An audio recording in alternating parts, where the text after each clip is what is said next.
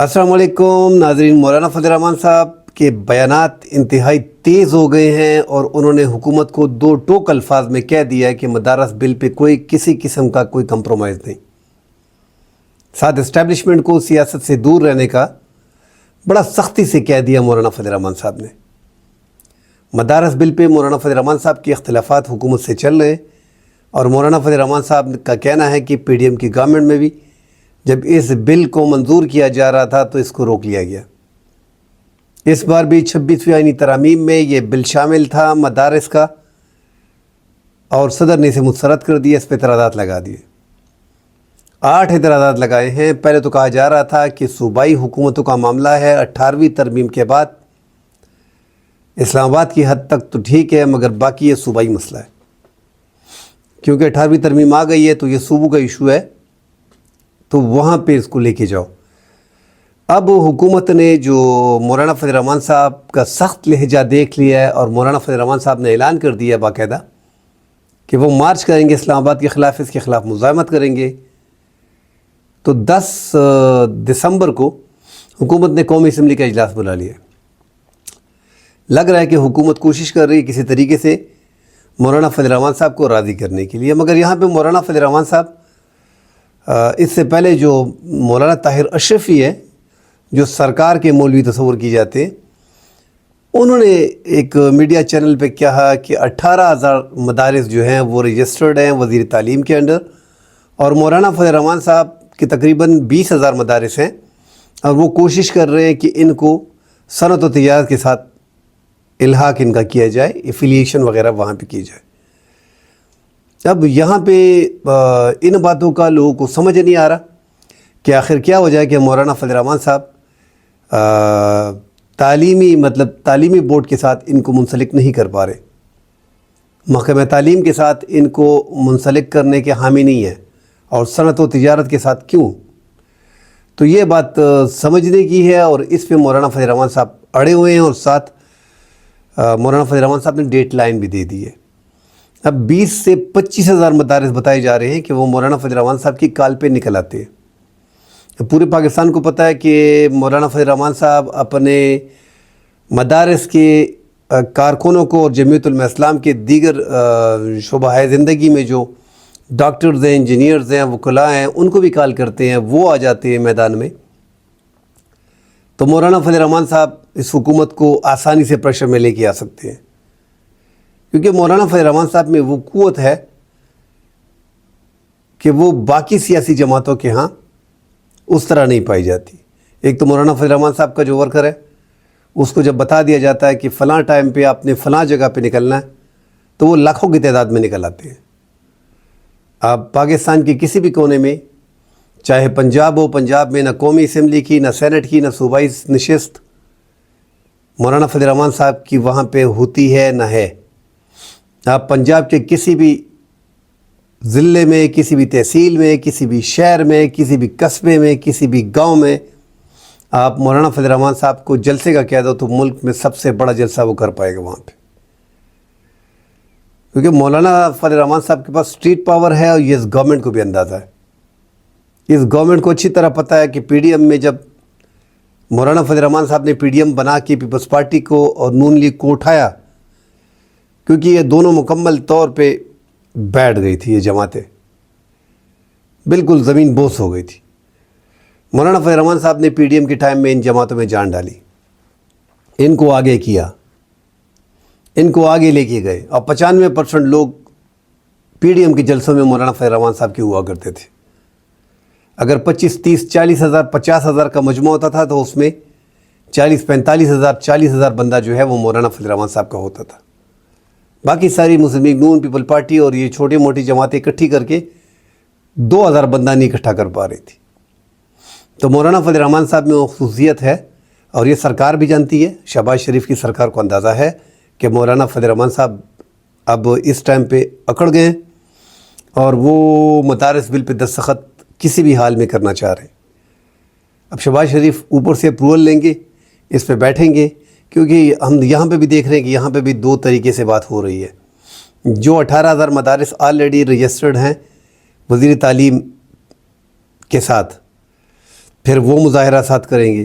اور یہاں پہ مولانا فضل الرحمان صاحب کی 20 سے 25 ہزار مدارس ہیں جو صنعت و تجارت کے ساتھ جو ہے وہ افیلیشن چاہ رہے ہیں.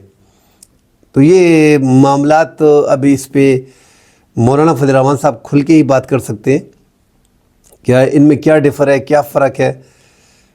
کیونکہ IMF کی جو شرائط ہیں وہ تو بڑی کلیئر ہیں. یہ ابھی تو بتایا جا رہا ہے کہ جتنے بھی مدارس ہیں ان کی افیلیشن, ان کی رجسٹریشن, ان کی باقاعدہ آڈٹ, 3-4-5 سال کا آڈٹ کا ریکارڈ مانگا جا رہا ہے, پوری تفصیل مانگی جا رہی ہے, کہاں کہاں سے چندہ آ رہا ہے. تو یہ پوری ڈیٹیل ویسے بھی IMF نے پاکستان سے مانگ رہا ہے. تو اس حوالے سے بھی حکومت کا ایک یہ مطالبہ بیچ میں ہے کہ اس کو روکا ہوا ہے. میرے خیال میں یہ اعتراض یہ بھی ساتھ ہو سکتا ہے. اب مولانا فضل الرحمان صاحب پہ اسپیشل بات ہے کہ وہ مظاہرہ کرتے ہیں, آگے جاتے ہیں. اگر 10-12 دسمبر تک, میرے خیال میں مولانا تو اعلانات کر رہے ہیں مگر 2-4 دن کا ٹائم مزید دیں گے. اگر 10-12 تک حکومت جو ہے وہ یہ بل پاس نہیں کرتی تو حکومت کے لیے کافی مشکلات ہوں گے. ویسے مولانا تو آج کہہ رہے تھے کہ ٹائم مزید نہیں ہے, مزید کوئی وقت نہیں ہے. تو انہوں نے باقاعدہ بھی اعلان کرنے ہیں کہ کس تاریخ کو انہوں نے اسلام آباد نکلنا ہے.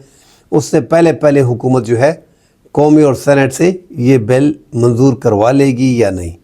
اگر منظور کروا لے گی تو معاملات حل ہو جائیں گے. اگر منظور نہیں کراتے تو مولانا فضل الرحمان صاحب کا اس ٹائم پہ پارا چڑھا ہوا ہے اور وہ اس بل کے بغیر واپس نہیں ہوں گے. وہ پہلے سے بول رہے ہیں کہ 26 فیضانی ترامیم میں ہم سے جو وعدہ کیا گیا تھا وہ وہاں پہ وفا نہیں ہوا. بہت سی ایسی چیزیں ہیں جو نہیں ہونی چاہیے تھے وہ ہو گئی, اور جو ہونی چاہیے تھی وہ نہیں ہوئی. اگر مولانا فضل الرحمان صاحب اس ٹائم پہ عمران خان کے ساتھ ہاتھ ملا لیتے تو حکومت کو کافی مشکلات آ جائیں گی. آگے جا کے حکومت جو ہے وہ اس طرح پرفارم بھی نہیں کر پائیں گی. اور میرے خیال میں اگر پی ٹی آئی اور مولانا فضل الرحمان صاحب کے ویسے بھی آپس کے اختلافات کافی حد تک ختم ہو گئے, اگر وہ دونوں مل کے ایک موومنٹ بناتے ہیں, کوئی الائنس بناتے ہیں اور حکومت کے خلاف شروع ہو جاتے ہیں تو یہ حکومت 1 مہینے بھی نہیں چلے گی. کیونکہ دونوں کے پاس اس ٹائم پہ اسٹیٹ پاور ہے. ڈیفینیٹلی پی ٹی آئی جو ہے اس ٹائم پہ کچھ بھی نہیں ہے. عمران خان جیل میں ہے, ان کے ورکر پھر بھی نکل رہے ہیں. 2 سال سے عمران خان تقریباً جیل میں, 1.25 سال سے 1.5 سال سے عمران خان جیل میں, اور جب بھی کال کرتا ہے تو ہزاروں لوگ نکل آتے ہیں.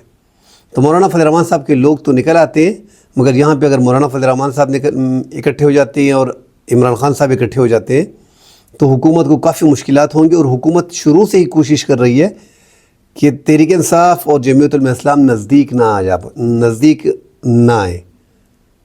انہوں نے بڑی کوشش کی کہ مولانا فضل الرحمان صاحب اور عمران خان کو دور رکھا جائے. اگر یہ دونوں مل جاتے ہیں تو حکومت کے لیے مشکلات ہیں, وہ حکومت کو بھی پتہ ہے. یہ حکومت ویسے بھی اخلاقی طور پہ بڑی کمزور ہے.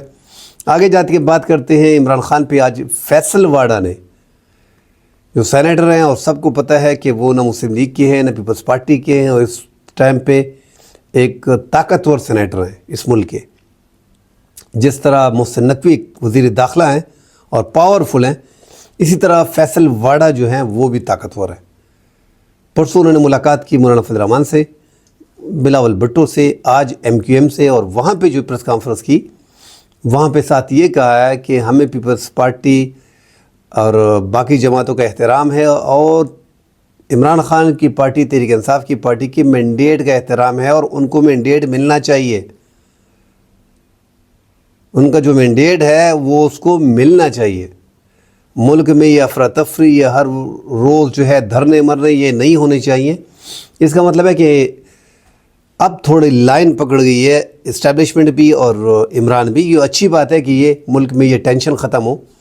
مگر فیصل واڈا کے اس بیان میں تھوڑا بہت تو لگ رہا ہے کہ اسٹیبلشمنٹ مذاکرات کرنا چاہ رہی ہے, مگر یہ حکومت بھی مذاکرات کے حق میں نہیں ہے, یہ نہیں ہونے دے رہی. کیونکہ وہ یہ حکومت چاہ ہی نہیں رہی. جس طرح مولانا فضل الرحمان سے تحریک انصاف کو دور کیا جا رہا ہے, اس طرح اسٹیبلشمنٹ کو تحریک انصاف کو نزدیک نہیں آنے دینا, یہی اس حکومت کی چال ہے.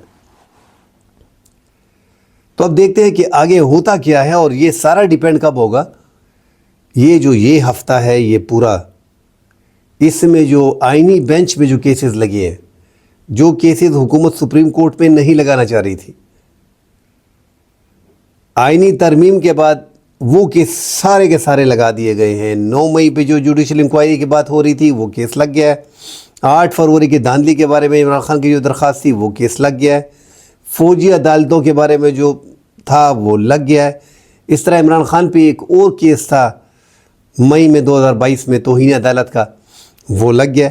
تو یہ سارے کیسز لگ گئے ہیں. اب یہاں سے پتہ چلے گا کہ عمران خان کو، ویسے لگ تو نہیں رہا، اگر یہ عمران خان اور اسٹیبلشمنٹ کی بات نہیں بنتی تو موجودہ طور پہ جو 26 آئینی ترامیم کے تحت جو آئینی بینچ بنایا ہے، یہ تو آپ بھول جائیں کہ ان میں کسی بھی کیس میں عمران خان کو ریلیف مل جائے گا، کیونکہ جو اس کے سربراہ ہیں آئینی بینچ کے جسٹس امین الدین، وہ اصل میں ملک کے اس ٹائم پہ سپریم کورٹ کے چیف جسٹس وہی ہیں. ساری پاور ان کے پاس ہے. جو پیرالل بنایا گیا ہے سپریم کورٹ کے، سپریم کورٹ میں ہی دو، ایک جسٹس یحییٰ افریدی کو تیسرے نمبر کے جج کو اٹھا کے 2 سینئر ججز کو سپرسیڈ کیا گیا، جسٹس منصور علی شاہ اور جسٹس منیب اختر کو، جو آنے والے چیف جسٹس تھے 175A کے تحت. اس قانون کو ہی ختم کر دیا. کیوں؟ خواجہ آصف نے اور دیگر رہنماؤں نے کہا تھا کہ جیسے ہی جسٹس منصور علی شاہ صاحب حلف لیں گے ایز اے چیف جسٹس تو وہ پورا نظام جو ہے، جو دھاندلی ہوئی ہے، وہ پورا نکال کے سامنے رکھ دیں گے اور حکومت ختم ہو جائے گی. اسی ڈر سے تو یہ پوری امینڈمنٹ کی گئی 26 آئینی ترامیم. تو اب جب آپ کو اندازہ خود ہی ہے کہ وفاقی وزیر خود بول رہا ہے بڑے مجمع میں کہ وہ سارا سب کچھ کھول لے گا. جسٹس منصور علی شاہ صاحب وہ واحد جج ہیں کہ وہ نیوٹرل تھے. آپ جسٹس منیب اختر کے بارے میں کہہ سکتے ہیں کہ انہوں نے فیصلے تحریک انصاف کے حق میں دی ہیں. آپ اس سے پہلے جسٹس قاضی فائز عیسیٰ کے بارے میں کہہ سکتے ہیں کہ وہ مکمل طور پہ نون لیگ کا تھا. آپ اس سے پہلے ثاقب نثار کے بارے میں کہہ سکتے ہیں کہ ہاں وہ تحریک انصاف کی طرف تھا. جسٹس عطا بندیال جو تھے وہ تحریک انصاف کی طرف تھے، مگر جسٹس منصور علی شاہ ایک نیوٹرل جج تھے. یہ کہانی بنائی گئی. اس کہانی کے ذریعے جسٹس منصور، جسٹس منیب اختر، جسٹس عائشہ ملک، ان کو رگڑا دینا تھا، ان کو لپیٹنا تھا اور اسلام آباد ہائی کورٹ کی ججز کو ٹائٹ کرنا تھا. پوری طاقت لے لی گئی سپریم کورٹ سے اور ایگزیکٹو کے انڈر کر دیا گیا. ایگزیکٹو ابھی حکومت جوڈیشل کونسل میں ان کی اکثریت ہوتی ہے، وہ جو چاہتے ہیں، جس طرح کا بینچ چاہتے ہیں، جس طرح کا کیس چاہتے ہیں، ایک چٹ پہ لکھنا ہوتا ہے اور آئینی کورٹ میں دینا ہوتا ہے. یہ کیس لگاؤ. تو اگر یہ کیس سارے دیکھے جائیں تو اس میں کسی بھی کیس میں عمران خان کو ریلیف ملتا ہوا نظر نہیں آئے گا. اب دیکھنا یہ کہ آئینی بینچ میں کیا عمران خان اپنے وکلاؤں کو بھیجیں گے ان کیسز کو فیس کرنے کے لیے، لڑنے کے لیے؟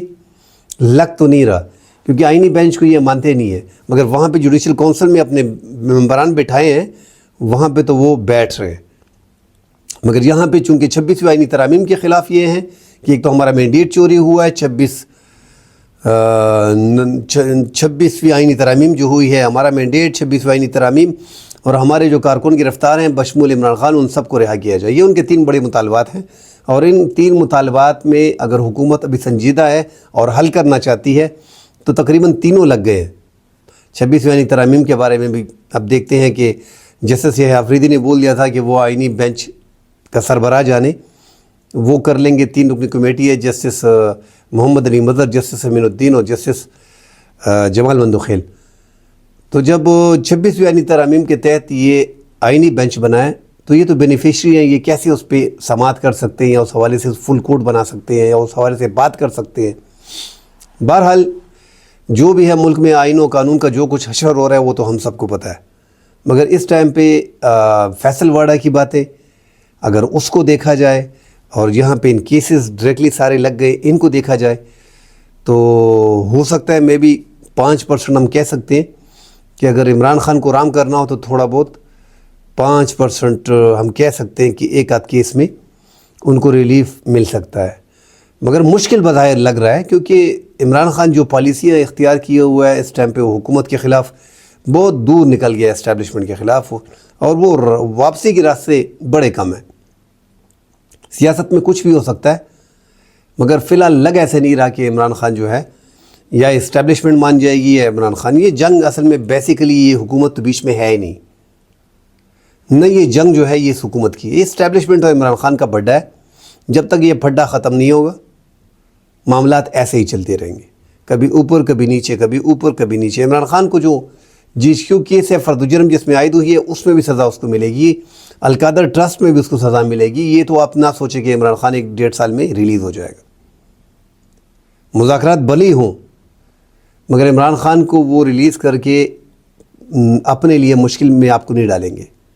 عمران خان کا کوئی بھروسہ نہیں ہے، اس کا کوئی ذمہ داری اس کو لینے کو تیار نہیں ہے۔ کل کو وہ نکل آتا ہے، پوری عوام اس کے ساتھ ہے، ملک کا پاپولر لیڈر ہے، اور کچھ الٹا سیدھا بول دیتا ہے، اس کا ذمہ دار کون ہوگا؟ تو اس لیے عمران خان کا نکلنا فی الحال مشکل ہے، مگر بات چیت میں بھی ہو سکتی ہے، آگے اس کو ریلیف مل سکتا ہے۔ جو مشکلات اس نے جیل میں برداشت کی ہے اس میں کمی آ سکتی ہے، ان کے کارکنوں کو بذریعہ عدالت لوور کورٹس رہا کیا جا سکتا ہے، کیونکہ یہاں پہ ایک اشارہ کرنے سے جب نواز شریف کے لیے پورا سسٹم ایئرپورٹ جا سکتا ہے تو اس ملک میں کچھ بھی ہو سکتا ہے۔ ہائی جیکنگ کیس میں نواز شریف بچ سکتا ہے تو بہت کچھ ہو سکتا ہے اس ملک میں۔ تو عمران خان کو بھی جلدی نہیں کرنی چاہیے۔ یہ جو سول نافرمانی جیسے مہم کا آغاز انہوں نے کیا ہے کہ میں 14 دسمبر سے کرنے جا رہا ہوں، مگر یہ کمیٹی میں نے بٹھائی ہے 5 رکنی کمیٹی، ان سے بات کریں، مذاکرات کریں۔ اگر وہ نہیں ہوتا، یہ 2 مطالبات پورے نہیں ہوتے، ان کے کارکن رہا نہیں ہوتے، اور اس کے بعد جو ہے وہ 26ویں ترامیم اور کارکنوں کی رہائی، یا وہ جوڈیشل کمیشن 9 مئی کے حوالے سے جیسے میں نے کہہ دیا کہ وہ تو آلریڈی لگ گیا ہوا ہے۔